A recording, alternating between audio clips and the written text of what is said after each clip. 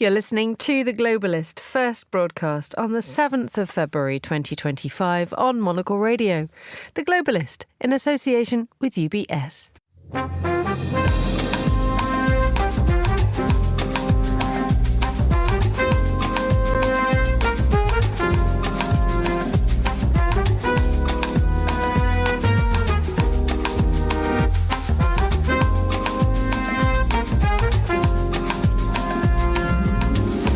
Live from London, this is The Globalist with me, Emma Nelson. A very warm welcome to today's programme. Coming up, Israel makes plans to allow Palestinians out of Gaza. The reconstruction process is going to take a lot of time, and people in Gaza have to choose either to wait or to leave. We'll find out what this means and ask whether this is the first step of Donald Trump's scheme to clear people from the Strip and build a Riviera. Also ahead in the next 60 minutes, why is a Filipino vice president being impeached? We'll examine claims that it's part of a long-running family feud between the Dutertes and the Marcoses. We'll be in Seattle as a federal judge examines the legality of Donald Trump's new order on the right to be a US citizen from birth. We'll head to Sweden for Stockholm Design Week, and we'll hear the latest theatre news. Plus, we learned that the heat is maybe off. Greenland, Canada, Mexico, Panama, and wherever else US President Donald Trump has threatened to annex or conquer in the 18 days since the launch codes were restored to him. Andrew Muller will recap what we learned this week. That's all ahead on The Globalist, live from London.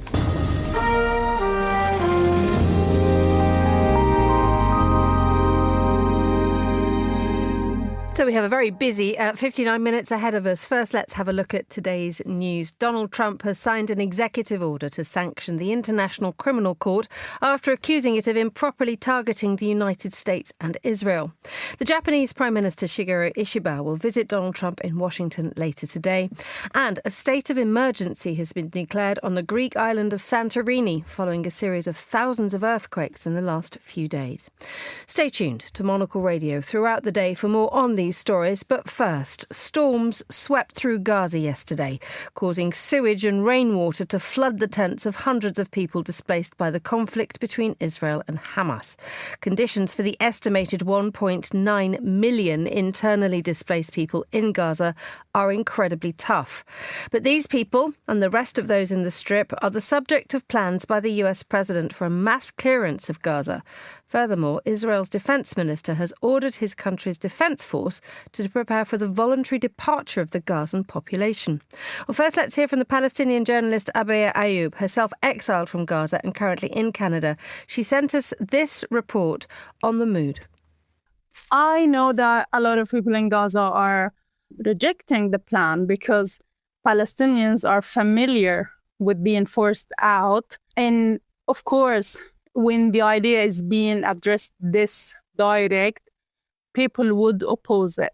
But this comes in a very sensitive time that Gaza is really a demolition site.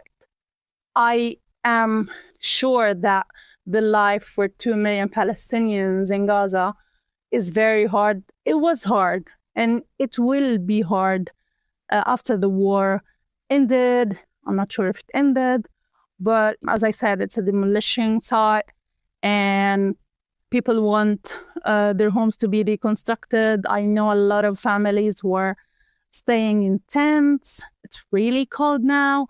No water, no electricity, no food. So these people, okay, they are rejecting the plan, but a lot of other people think that instead of starting a new life in Gaza, we can start outside. So I really cannot say that all of the people have, the same perspective. But what I'm trying to say is the call for displacement at this time is very sensitive because these people are threatened to be forced out, or even like if they want to live by their own will, still the place where they live is banned from the basic rights, and the reconstruction process is going to take a lot of time, and people in Gaza have to choose either to wait or to leave. But the Trump plan never gave a good choice for people like Egypt, Jordan. I'm not sure if this is the right place. People need residency permits. They need a plan for them and for their children. And I'm not sure if Trump plan, includes any of this. As a Palestinian journalist, Abir Ayoub there. Well, I'm joined now on the line by Nada AlTaher, who's a senior foreign reporter at The National, and by Rosa Freedman, who's Professor of Law, Conflict and Global Development at Reading University. A very good morning to you both. Nada, may I begin with you, that what we're listening to and what seems to be unfolding in the last 24 hours, is this a sign that Donald Trump, the plan to clear the Strip and turn it into a Riviera is actually beginning to be put into action? The thing is, this plan, while Donald Trump has now explicitly said it out loud, has actually been in motion for a while. If you take a look, Gaza has become, as Abir said, a demolition site. 80% by some estimates of all of Gaza's infrastructure has been destroyed. But still we are seeing mass movements of people, especially from the south to the north, people who know that their homes are destroyed, but people still wanting to return, people telling us personally that they're willing to pitch up tents next to their homes if it means existing in the area where they were once living. The plan to make Gaza uninhabitable is in motion. Gaza, regardless of the fact that the Rafah border crossing has opened for the first time since May last year, has brought in a lot of aid that is much needed, for sure. And that's something that we are seeing and people are telling us about. But still, it's not nearly enough to make Gaza become a place where life can be immediately sustained. But that is not an excuse to displace 2.2 million people. It is convoluted and outrageous to make conditions so uninhabitable for the people, the millions of people living there, that the only choice that they feel that they have is to live abroad, is to move abroad, whether it's, quote, willingly or not. It doesn't become willing anymore when you feel like you have no choice. Rosa, this is being very much sold to the Palestinians as something which is a choice. We've heard the Israeli Defense Minister Israel Katz saying Gazans should have freedom of movement and migration, and said that the United States will build a demilitarized, threat-free Gaza after Hamas. I mean, let's be clear, this is one of very few conflicts in the world where a population has been forced to remain in the conflict zone because Egypt has kept its borders closed with Gaza ever since the 7th of October, knowing full well that there would be a conflict between Hamas and between Israel, and knowing that many hundreds of thousands, if not the full 2.2 million people in Gaza, would want to leave a conflict zone. So we must first ask, why is it that Egypt's borders have remained closed all of this time? And secondly, we must ask, where are the rights of the Palestinians to claim asylum? To claim asylum in Lebanon, to claim asylum in Jordan, or further abroad. Because we know that in Syria, Lebanon and Jordan, Palestinians are denied citizenship and they're denied residency in a way that other populations are not when they are seeking asylum, whether they might be the Yazidis fleeing from Syria or people fleeing from ISIS. And then the next question is, what does it mean by voluntary? No one should be forced to leave their homes. There should be no ethnic cleansing. There should be no population transfer. But if people want to leave Gaza and want to leave voluntarily, they should have been allowed since the 7th of October 2023 up until today and beyond into the future. They have been prevented from leaving and from fleeing this war zone. They have been forced to stay on beaches in tents in the most desperate of conditions, in the most obscene of humanitarian catastrophes, while a terrorist group is fighting against a sovereign nation next door. So we must ask whether or not these Palestinians are there voluntarily, or whether they are being forced to stay there by Egypt keeping its borders closed and by the Arab states forcing them to remain in this small piece of land. And staying with you on this, Rosa, we had the UN Special Rapporteur Francesca Albanese yesterday saying that actually legally she effectively accused Donald Trump of inciting to commit forced displacement, which is an international crime. Oh, absolutely. It's an international crime to ethnically cleanse, and it's an international crime to transfer a population against their will. But there is a big difference between that and people being allowed to leave areas to flee war zones, which these people have been prevented from doing. So while we must avoid any form of forced displacement, population transfer, or ethnic cleansing, we must also allow people the freedom to live and to literally keep themselves alive by fleeing a war zone. If you think about all the wars all over the world, people are fleeing all the time and they're living in displaced persons camps in neighbouring countries, or they might be claiming asylum. If you think about the Rohingya living in Bangladesh, or the Sudanese who've moved into Chad. And yet at the same time, we have this very small piece of land where a country that has been under attack is waging a war against a terrorist organisation, and the population have been forced to stay there during that war. That humanitarian catastrophe is on all of our shoulders because we did not allow those civilians in Gaza to leave during this war. Nada, coming back to you, Rosa mentioned what Lebanon, Syria and Jordan as three possible destinations that the Palestinians could move to or could be moved to. But there are visa difficulties and there are so many problems associated with this. I mean, how prepared or indeed willing are other countries in the region to step up to take this on? It's not really a logistical issue. It's more than that. It's an existential issue. Because by telling them to leave rather than just welcoming them, had they had the choice since October 7, 2023, a choice that was denied to them all this time. And now all of a sudden, we're telling them you're free to leave. And at the same time, Rafah border crossing, by the way, is open. That's true, for aid to come in and for medical evacuations to happen. But none of the people that have left the war in the beginning were able to return. So there isn't a way back into Gaza for people wanting to return. And that is the existential question. This is why we saw 500,000 people move to the north, which is completely destroyed. Because Palestinians want the right to return. They want the right to mobility, which now seems to be something that the world is concerned about after denying them this right for a very long time. And it seems like the onus is suddenly on the Arab states to welcome them. I think had there been freedom of mobility since the beginning, we wouldn't be having this conversation right now.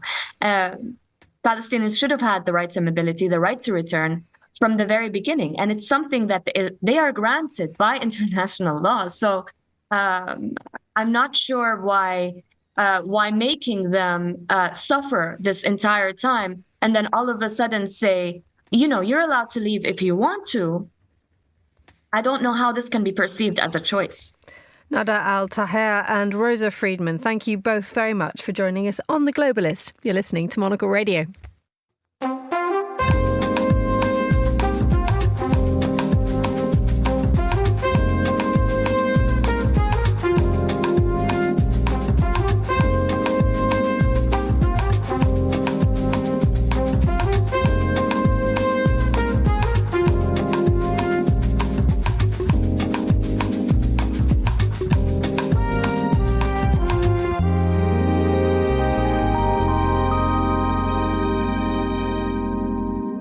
It's 15:14 in Manila, 7:14 here in London. Now, the Vice President of the Philippines, Sara Duterte, is to be impeached. A sufficient number of lawmakers, many of whom are allies of the President, Ferdinand Marcos Jr., signed a petition to remove her from office. Well, to tell us more, I'm joined by Richard Haydarian, academic and columnist for the Philippine Daily Inquirer, based in Manila. Good afternoon, Richard.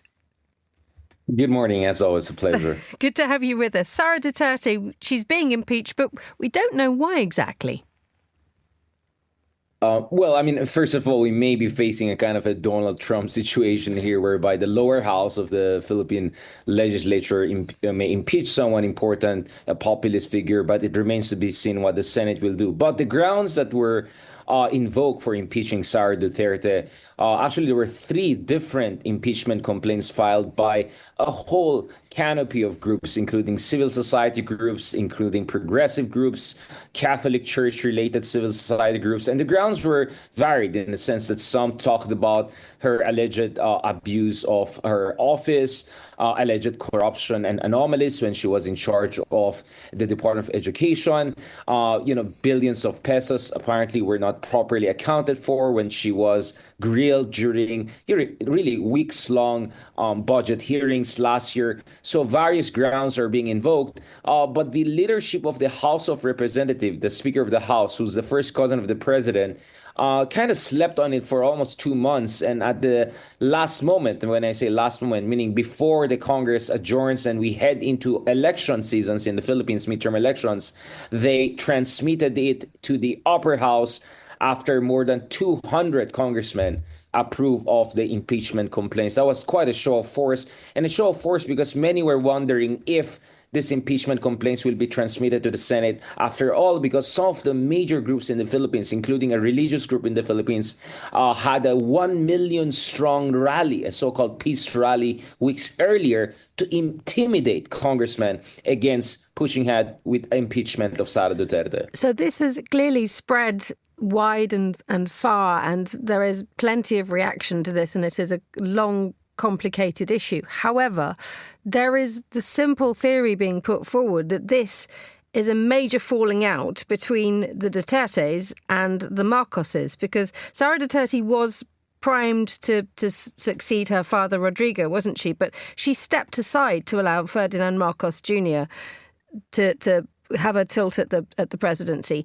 They together, on a joint ticket, won a landslide election in 2022. Clearly something has gone very wrong.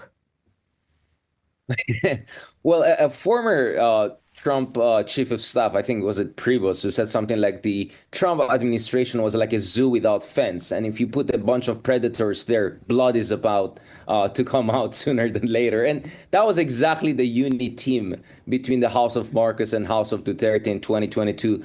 President Rodrigo Duterte had different plans. He had a kind of a Putin-Medvedev plan, whereby he wanted to put actually his own consigliere, Senator Bongo, as the presidential candidate, and then he himself running as a vice president. The daughter wanted to run herself for the presidency and had a fallout with the consigliere of the president. So the Marcoses, being the OG, right? They are the ones who know how to manipulate politics. They just came in and offered Sara Duterte a deal. They said, okay, you know what?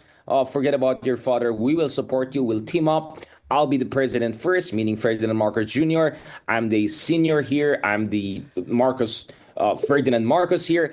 And then after my 6 years term, you're going to be the next president. We're going to have a fantastic time together, except very first month of Marcos coming into power, it was very clear that this coalition of convenience was going to fall apart because the Dutertes felt entitled. They felt they deserved the presidency. They felt they made Marcos Jr. come back to power. If people remember, Ferdinand Marcos Jr. actually lost the vice presidential race back in 2016 very narrowly. So once the Dutertes began to try to charge for their contribution, meaning getting top cabinet position, having a lot of say in foreign policy and domestic policies of Marcos. And once Marcos began to push back and assert his presidency, that's where things went south. And really, last year, you had former President Rodrigo Duterte doing something unprecedented. He went openly in public, accusing his successor of being a cocaine addict, calling on the Philippine Armed Forces to topple him, just like how they toppled his father, the late dictator Ferdinand Marcos Sr.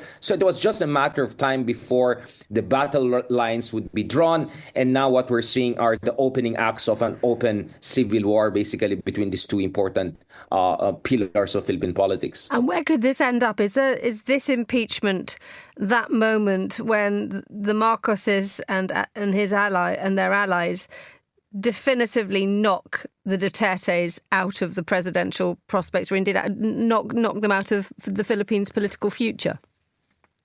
Well, I mean, we are a nation of boxers, so I would say there's a knockdown here, but a knockout, it remains to be seen. Because after all, no less than Amy Marcos, the sister of the president, is a key ally of Duterte, and she is a senator, and she has made it clear that she will fight tooth and nail to the ends of the world to make sure that Sara Duterte will not be impeached in the Senate. The Senate president, someone who could become the next vice president, is trying to keep a healthy distance. A lot of senators are fearing that if they impeach Sara Duterte or lean against her, they're going to be hammered in the upcoming midterm elections, because the Dutertes not only have a strong support among very organized evangelical groups. One of them was able to conduct a 1 million-strong rally to intimidate their opponents the other month, but also in Mindanao and some of the regions of the country, southern regions of the country, the Dutertes have a lot of following. So a lot of senators are actually scared that their own political future, if not more, could be jeopardized if ever they vote against Sara Duterte. So there's a lot of pressure going on in both directions. Of course, the president and his allies want to also make sure that the Senate will take up these impeachment complaints and act accordingly. If Sara Duterte were to be impeached, she would be disqualified from running for office ever. And if that thing happens, considering the fact that her brothers are very controversial and uncharismatic, her father is really in advanced age and probably in his sunset years, that could be the end of the Duterte dynasty. But again, much will depend on how the Senate will approach this. Most likely the vote will happen after the elections, and a lot can happen in the meantime. Richard Heydarian, thank you so much for joining us on the line from Manila. Still to come on today's programme. Where a lot of people coming out from other countries. And that's really good for Stockholm, I think, that so many are interested in the Design Week, and not only visiting like bigger brands, but also the smaller studios. Hear more from Stockholm Design Week a little later on today's programme. You're listening to The Globalist. UBS has over 900 investment analysts from over 100 different countries. Over 900 of the sharpest minds and freshest thinkers in the world of finance today. To find out how we could help you, contact us at ubs.com.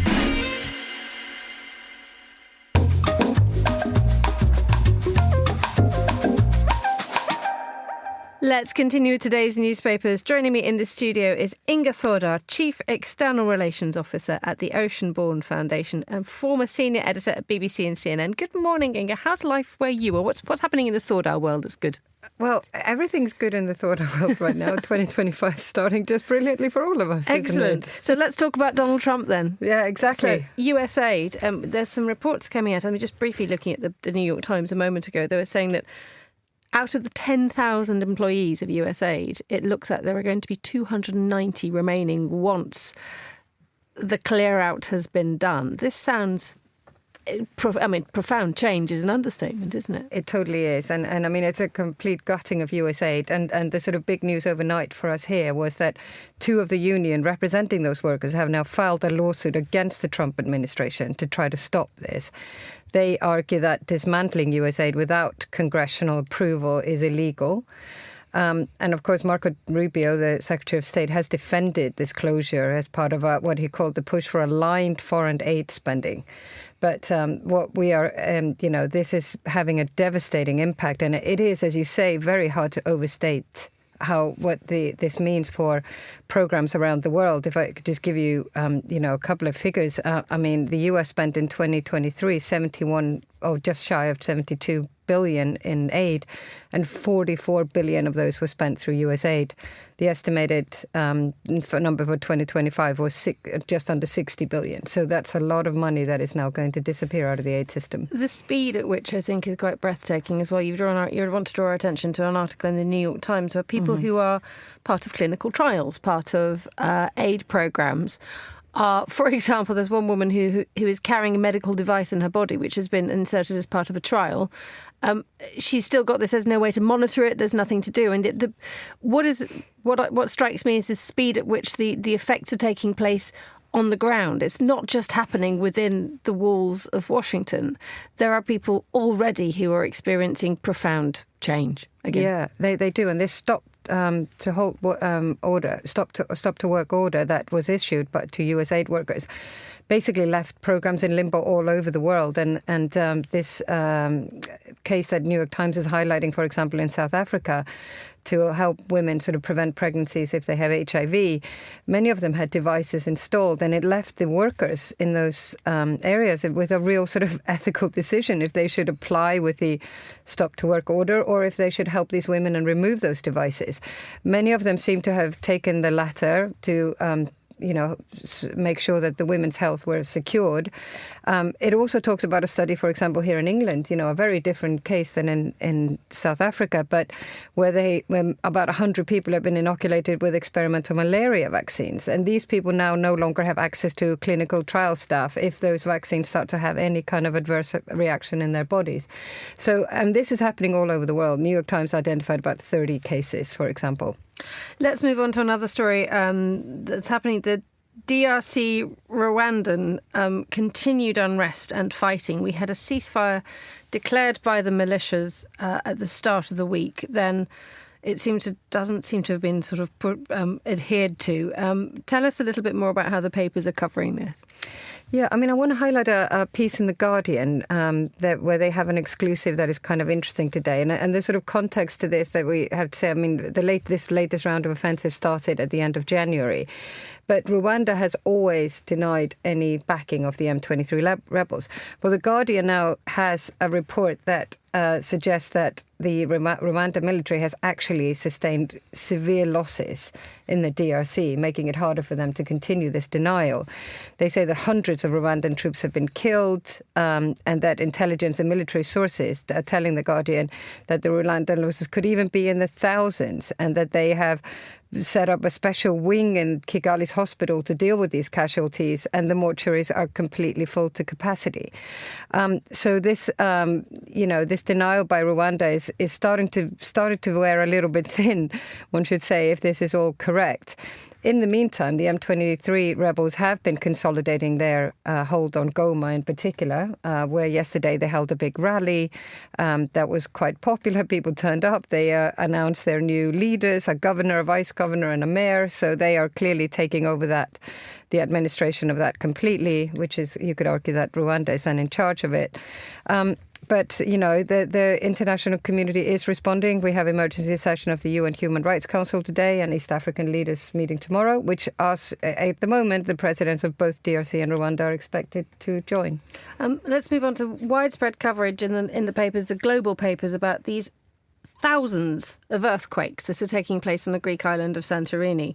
I think the conversation is calling it an earthquake swarm that could persist for months. A state of emergency has been declared there.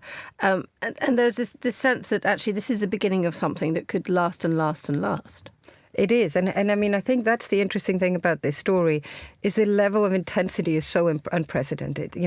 Having so many earthquakes in such a short period of time at that magnitude, anything between 3 and 4, they're saying, and it has nothing to do with a dormant volcano, is quite unusual.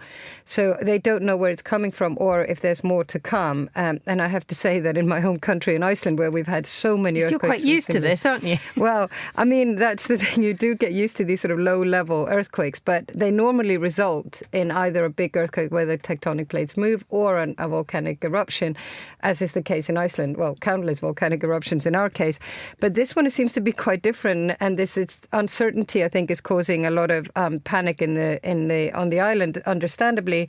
And the state of emergency with schools closed, no large gathering, etc., seems to be a very safe precaution for the government to take. The Prime Minister is due to visit today, so I guess we'll hear more after that.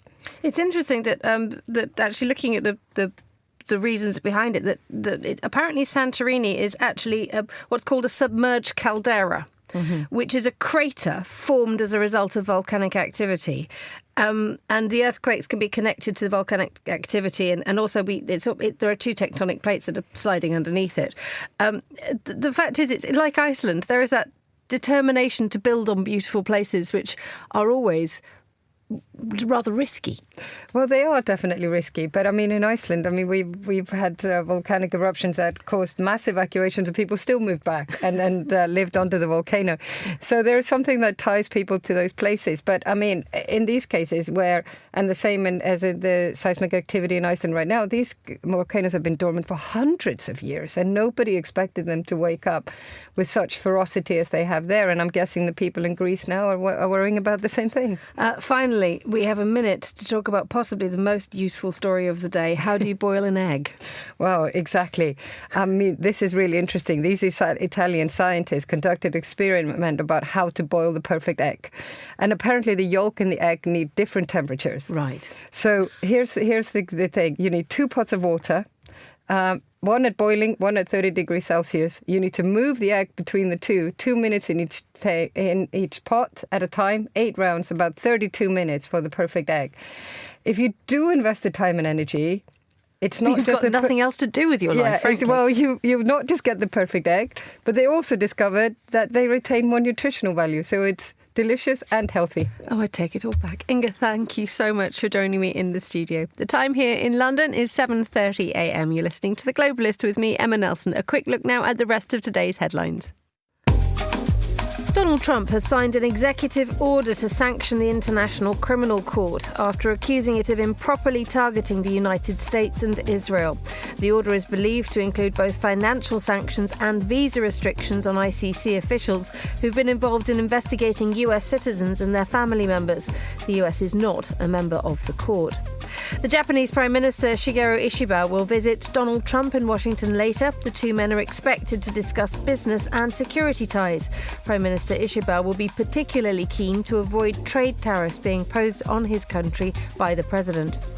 South Africa's President Cyril Ramaphosa says his country will not be bullied days after Donald Trump threatened to cut off funding in a row over a land reform act.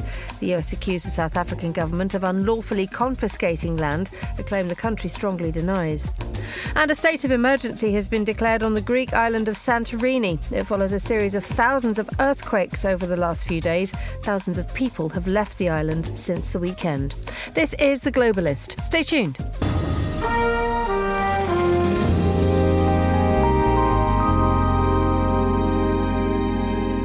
Now, one of the first executive orders signed by Donald Trump in his first week of the presidency was to end the automatic grant of citizenship to children born on US soil to parents who are in the country illegally or temporarily. Well, now the legal challenges are coming thick and fast. For example, a federal judge in Seattle has heard arguments about whether the directive is legal. Well, joining us is our Seattle correspondent, Greg Scruggs, who was at the courthouse earlier. Very good morning to you, Greg. Good to have you with us. Pleasure to be here, Emma. So just explain to us what happened at court today. A federal judge originally appointed by Ronald Reagan slapped down the Trump administration's push for an executive order that would narrow the definition of birthright citizenship and exclude people whose parents were not legal residents of the United States at the time they were born from automatically becoming U.S. citizens.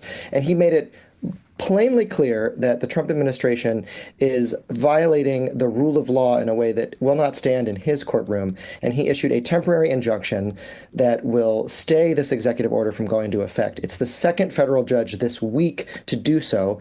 On Wednesday, a Biden-appointed judge in Maryland did the same. And this case will be heard a third time later on Friday in Massachusetts. So there are plenty of attempts to stop this executive order. Is this? Let's examine what's happening from within the Trump's administration's point of view. This executive order, is this a distraction from bigger issues or something just to sort of take our attention? Or are they genuinely trying to change policy and make this stick? That's something that I put to Matt Adams. He's a lawyer with the Northwest Immigrant Rights Project and representing 3 pregnant women from Honduras and El Salvador who are plaintiffs in this case. He spoke before the judge today in the hearing, and I sat down with him afterwards to ask him that very question. Well, we've seen from the beginning of Trump's campaign that his anti-immigrant agenda stands at the very forefront. And for those anti-immigrant groups, this idea of birthright citizenship is one of their primary bees in their bonnet. They get so upset at this idea that that brown child over there should be a citizen just like their child, and have been looking for some type of theory to overturn or undo this basic concept, this basic principle in American democracy that's embedded in our Constitution, birthright citizenship. And so while they have no genuine legal support for their arguments, they're going to push it as far as they can. So, Greg, is this something which is part of the Trump ideology? I mean, is this something bigger? I mean, we just heard Matt Adams there talking about how looking for some kind of theory to overturn or undo the basic concept of citizenship. Indeed, it certainly strikes at the heart of the MAGA agenda around this question of who is an American. And I think there is a sincere belief that citizenship should be narrowed and be restricted. But it's also a question of how do you achieve that? Actually amending the Constitution of the United States is a complicated process. It's arduous. It requires a majority of Congress, a supermajority of both Congress and the 50 U.S. states. It's the kind of legislative work that, frankly, a sort of king-like figure like Donald Trump isn't so keen on. And he's really pushing to see if he can simply just, with the stroke of a pen, make changes. Judges, of course, are suggesting otherwise. And indeed, state attorneys general are often the ones on the front lines of these legal battles, like Washington State's Attorney General Nick Brown, who led this case that was heard in today's courthouse in Seattle and spoke to media afterwards. And what we're facing right now in this country is a Trump administration moving 100 miles an hour in 100 different areas and on a daily basis breaking the law, violating the United States Constitution. And that is, I think, a reinforcement from my perspective why it's so important to have multiple cases being brought across this country to make sure that we are responding with the same urgency that we're seeing to the lawlessness from Washington, D.C. I think it's very, very likely that birthright citizenship is here to stay. I don't foresee an actual constitutional amendment. Where we could be heading, and this is the scary part, is perhaps that there's a Supreme Court ruling, let's say, on this or another matter that's near and dear to the Trump campaign, rather the Trump administration, and they lose. Will they simply say, nuts to you, we're the executive branch, we'd like to see you enforce your ruling, judges? That's where we enter a constitutional crisis. Gregory Scruggs, thank you so much for joining us on Monocle Radio. You're listening to The Globalist.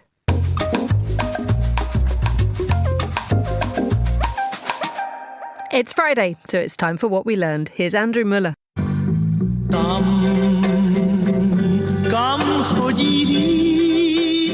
We learned this week that President Vladimir Putin of Russia believes that the European continent has not suffered enough.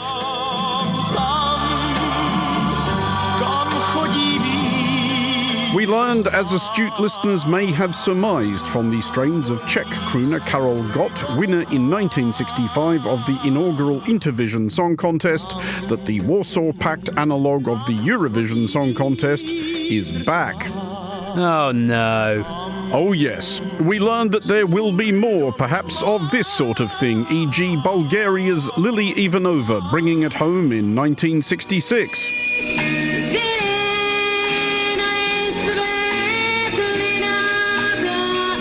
Fact, Monocle magazine interviewed Lily Ivanova back in 2009. You see what you're missing when you don't subscribe. Yeah.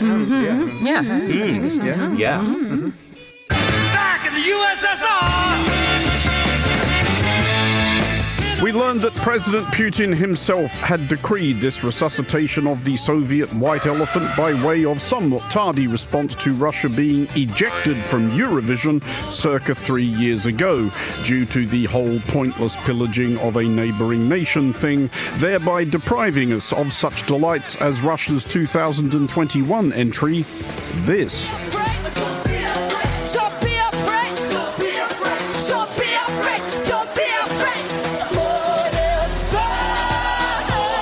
The mallet, if you would.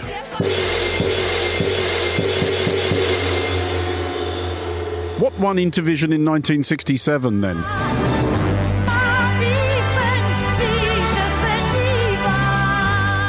Ah yes, Eva Pilarova, Czechoslovakia's own Dusty Springfield. You notice how rarely the Russians managed to win their own damn song contest. Seriously, only twice, both in ties with others, and one of their winners, Mykola Hnatyuk, in 1980, was Ukrainian. We couldn't find that, so here's one of that year's other winners, Marian Rung of Finland.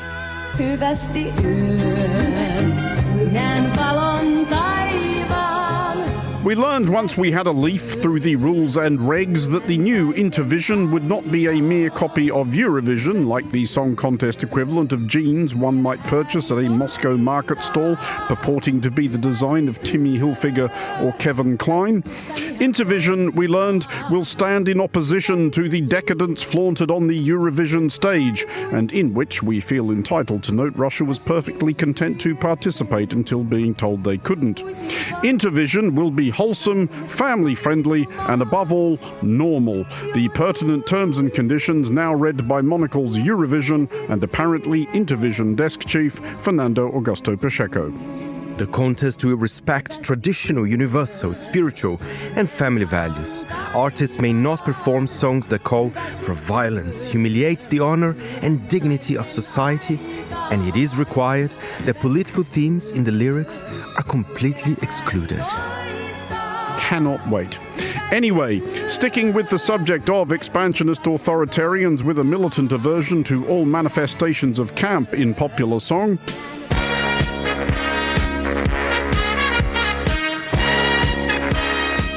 we learned that the heat is maybe off Greenland, Canada, Mexico, Panama, and wherever else US President Donald Trump has threatened to annex or conquer in the 18 days since the launch codes were restored to him. We learned that his eye had been caught by coastal property in a historically rough neighborhood. We learned that while Elon Musk was running the country, Trump's latest idle spin of the Oval Office globe had stopped at the U.S. will take over the Gaza Strip, and we will do a job with it, too. We'll own it.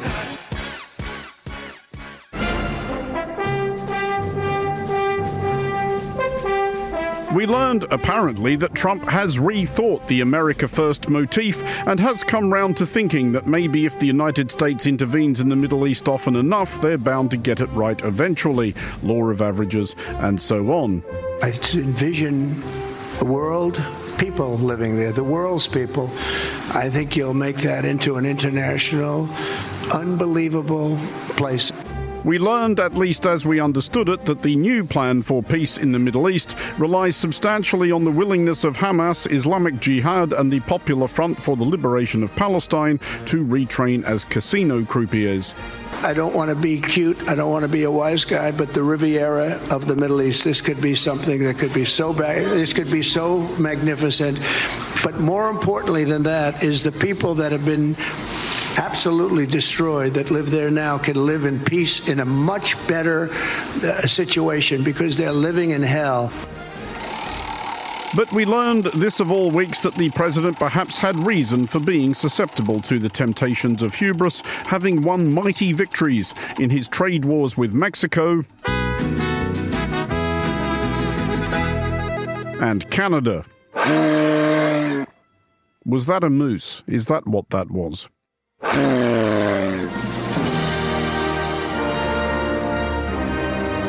We learned that Trump's bold, intimidating threats of tariffs had forced America's adversaries into the abject concessions of, as explained by Canadian MP Charlie Angus, undertaking to continue doing things that they were already doing anyway.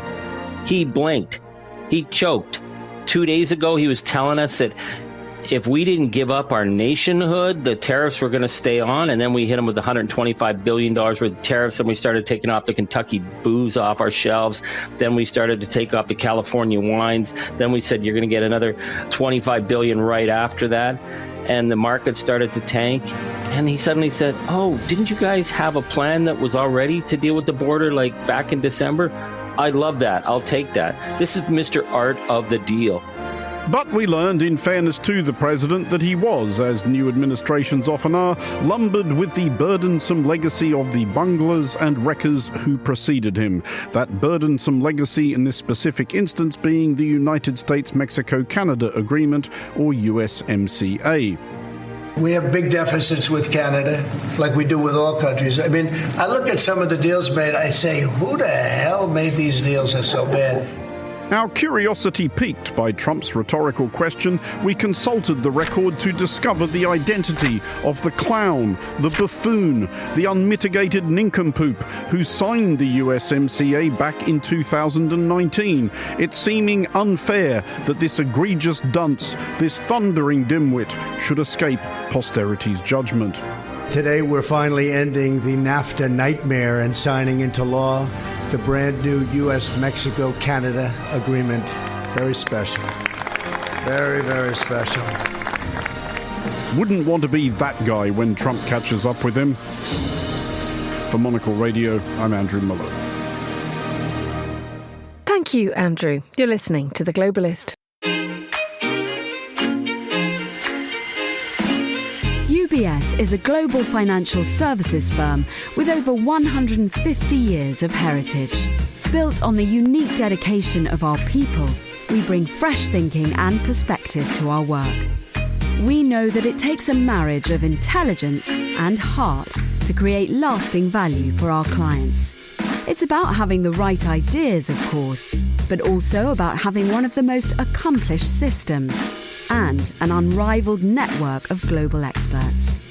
That's why at UBS, we pride ourselves on thinking smarter to make a real difference. Tune in to The Bulletin with UBS every week for the latest insights and opinions from UBS all around the world.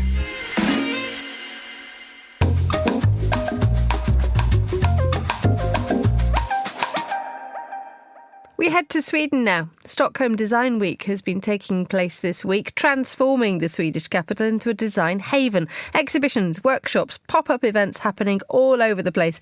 It's an exciting cocktail of futuristic designs and forward-thinking approaches to interior spaces. Well, Monocle's Gabriele Delisanti spoke to one of the exhibitors at the event this year, Jenny Kestel-Cavazzoli, the co-founder of Dry Studios, which specialises in interior concepts and furniture design. Gabriele began by asking how Dry Studios began. Dry Studios. We started as a design agency, actually, and mainly worked within fashion and lifestyle. We also worked a lot with interior brands and styling and things like that. And so from that angle, we really experience life and the lifestyle. We started also to design furniture 10 years ago. So it's small scale and it's made to order and with really fine craftsmanship. Almost every item that we do are massive wood and some detail with metal and so on, yeah. Can you tell me a bit about your approach to design and how you would define your design language? No, for instance, the design language that you're seeing in this studio we built it against from a darker perspective or a lighter perspective, and now this room is quite dark and it's like a bluish black tone on the walls, and that goes very well with the wood. I think it's different wood types. Also, don't afraid to mix wood types. We have the desk here with the curly birch, and we also have walnut, a lot of oak. Glass cabinet is oak, but it's dark walnut colored. Also some details of metal, of course, and leather. I think the material mix is what defines us, actually. And can you tell me a bit from your perspective what your perception is of Stockholm Design Week?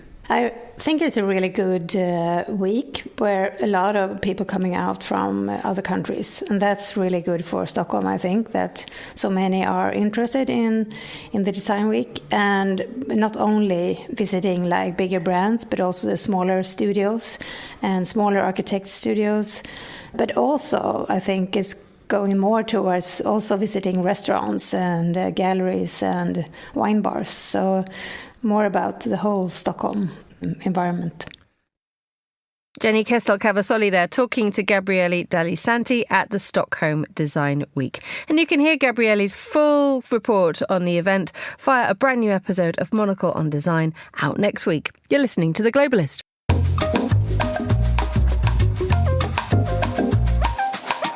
Just nudging 7:49 here in London, it is time to have a roundup of all the theatre news. Matt Wolfe, theatre critic at the International New York Times, has come in with typed notes today, ladies and gentlemen. A lot to get through, Emma, this that's is brilliant. Why. This is like an A-level It is. essay. I've been swatting up. And paragraphs. Well, I want the thoughts to be cohesive. Wonderful. Let's hope. Good. Well, we'll put pay to that straight away by saying, what's happening in the world of theatre, Matt Wolfe? Well, everything seems to be tragic and Greek or Greek and tragic. Yes. We have two, we will have had two Oedipi. We had Mark Strong last autumn on the West End with the brilliant Leslie Manville. This year we have Rami Malek at the Old Vic with Indira Varma. I'm actually seeing that shortly. I haven't seen it yet. But I have seen Brie Larson, the Oscar-winning star of Room, in her UK theatre debut as Electra in the Sophocles play. Mm-hmm. The C in Sophocles for this version having been replaced with a K. Why? And maybe that's to go with Brie Larson's outfit, which has on it Bikini Kill, the punk band. So that's to give you the kind of edgy, shaven-headed vibe of somebody hell-bent on vengeance and retribution. It's generally an angry story, is Electra. It is fierce and angry. The opera, I think we both love the opera by Strauss, is one of my favorite operas. It begins at fever pitch and gets only more so as it continues. This begins slackly and with a kind of repetitive monotone and sort of stays in that groove, which is odd because it's a story about vengeance. Electra wants to avenge the murder of her father Agamemnon by her mother Clytemnestra. Her poor bereft brother Orestes gets roped into the mix. You think he's dead. Spoiler ahead, he may not be. And the one thing that motivates Electra is she wants to get back. She wants justice and retribution. And what's incredible about the opera is that the emotional stakes are off the charts. And what's strange about this production is they barely register at all. I think part of the problem is that you need a voice, and an opera literally, so vocal qualities, but in the theater, you need a voice that's interesting to listen to if you're caught in an emotional rut. And if you're basically repeating yourself for 75 minutes, it's got to be a voice that draws the attention. And, on screen, we don't really think about the quality of voices, but on stage we do. And Brie Larson doesn't have a voice that pulls you in. And Daniel Fish, the American director, has weirdly decided to give her two modes of amplification, which only ramp up that the voice itself isn't very interesting. It's got all these kind of modish tricks. The actors wear trainers. There are weird sound effects. There's a dirigible that kind of hovers over the set with an arrow pointing down on the action. There's billowing dry ice. But after a while, it begins to feel like Much Ado About Nothing, to co-opt a Shakespeare title coming up later in the season. And I was left distinctly unmoved. However, there were those in the audience, I assume Marvel screen fans, who ovated at the end. So maybe some people are loving it. Brie Larson, super famous. And as you have just described, perhaps not wholly successful on the West End stage in London, following in the steps of Sigourney Weaver, who took on The Tempest earlier on this year and at the end of last year. Two very similar critical receptions, which was there was a sort of lack of energy, which is astonishing given the fact that this was Ripley that we saw. What is going on? It does beg that age-old, well-worn question. Can you translate from big screen to sort of hot, sweaty stage? But also what's interesting, as you suggest, is that, in fact, Brie Larson as well, both these women have cut their teeth largely in movies that require action and require some sort of juice. So why is it that on stage they seem weirdly becalmed? In Sigourney Weaver's case, it was stranger, actually, because She's a graduate of the Yale School of Drama. She was the same, vintage as Meryl Streep. So you feel as if the training is there. I don't know anything about Brie Larson's acting training or if she's ever had any. She has done one show before in the States, as far as I'm aware, which was a production of the Thornton Wilder classic Our Town. But that's a very different kind of gentle, melancholy piece.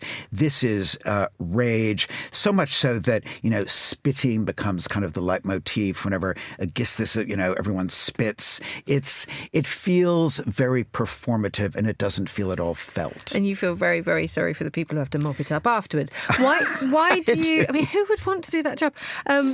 Why do you think we're all going bananas for Greek tragedies? I mean, last night I was watching Phaedra Minotaur at the Royal Opera House. Yeah, and there are two, one now, and there was one last autumn at the National Theatre, two sort of contemporary rewrites of Antigone. I think we live in very tragic times, and there's something maybe heightened about the emotional landscape that Greek tragedy traverses. And so maybe this is a way of having a catharsis in art that we can't achieve in life. And I'm all in favor of that. I love things that push you to the emotional limit and beyond. But Electra, I'm afraid, doesn't deliver that. Okay, sorry, Brie. Yes. Let's move on to A Tale of Two Plays. Jamie Armitage. Well, this is very interesting. This is a three-hander called An Interrogation at the Hampstead downstairs in northwest London. It's their studio space, seats about 100. Now, Jamie Armitage is the co-director of the smash hit musical Six, about the six wives of Henry VIII. That's a show that on Broadway alone has grossed almost $200 million. So I think it's fair to say that he's done very well from that, which is fantastic. I mean, Six has been a genuine theatrical sensation. So you would have thought with that he could just sort of retire to a beach somewhere. But instead, he's decided to write and direct this very interesting, nervy, edgy piece about a charity worker in Berkshire, played brilliantly by Jamie Ballard, who was in Harry Potter and the Cursed Child. And he is brought in for questioning into a sort of police procedural. There are two women in his orbit, one of whom has disappeared and the other of whom had been missing, and she has been found strangled. So there's a female police officer played wonderfully by Rosie Sheehy, late of the Old Vic production of Mackinac, and she questions him about what has happened to these two women about whom he might know something. And as the clock ticks down, we're told the number of hours that, one of the women has disappeared, the time, we're very aware of time passing. And it's a brilliant sort of cat and mouse game between the two of them. The third character is her supervisor because she's a comparative rookie, so he's keeping an eye on her. So it's a very neatly woven web in which the three are enmeshed. And I sort of don't want to give away too much more, but I think it's the kind of play that acting students are going to love doing as time goes on, because so much of it is nuanced and angled, and how much do you give away when? What does the audience know compared to the actors? And I really, really enjoyed it. He also talks a lot in the show about his unseen mother. And all I could think was Psycho. Remember the movie Psycho? Oh, yes. With the mother in the basement? I hate to rush you along, but we need to talk about time, and we have very little time left. We have 1 minute in which to talk about The Curious Case of Benjamin Button, which you're a big fan of. I saw this on Monday night for the 4th time, and it gets better and better each time. It's about a life lived backwards. People will know the Brad Pitt film, but this is set in Cornwall, so it's very, very different. And what is very moving about it is that the theme of it is that it doesn't really matter whether you live your life backwards or forwards. What matters is whether you live your life honestly and well. And I think there's nothing more salutary at this particular moment to think about. And this is, you've seen this now 4 times. Yeah. Thank you. I mean, it just gets better and better. The truthfulness of John Dalglish's performance as Benjamin Button, the beautiful work of the 13-member actor-musician ensemble who double and triple in roles aside from the two principals. The score by Jethro Compton and Darren Clark is terrific. I suspect it's the musical to beat for the Olivier Awards in April, and that its journey in London is ever outwards from here. Okay, so if you find yourself in London this weekend and you need to go and see something on a stage, Matt Wolfe, what do you get tickets for? This weekend, I would say Benjamin Button, but if you want something small but rather brilliantly formed Trine interrogation. Off we go to Hammersmith. Matt Wool, thank you so much for joining me on the programme. And that's all the time we have for today's show. The warmest of thanks to all my guests and to our producers, Tom Webb, Chris Chermack and Hassan Anderson. Our researcher is Maisie Ringer and our studio manager, Elliot Greenfield. After the headlines, more music on the way. The briefing's live at midday here in London. Andrew Muller is your host for that. The Globalist returns at the same time on Monday. But for now, from me, Emma Nelson, goodbye. Thanks for listening. Have a great weekend.